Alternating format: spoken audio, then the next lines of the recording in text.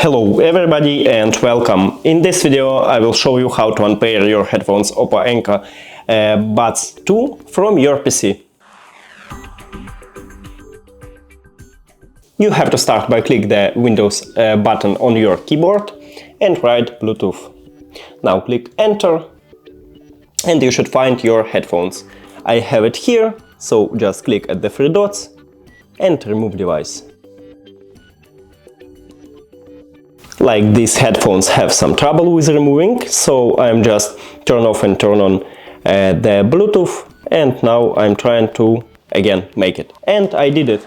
Thank you for watching this video. If you found it helpful, please consider subscribing to the channel and leave the like on the video. It's really important to us. See you later!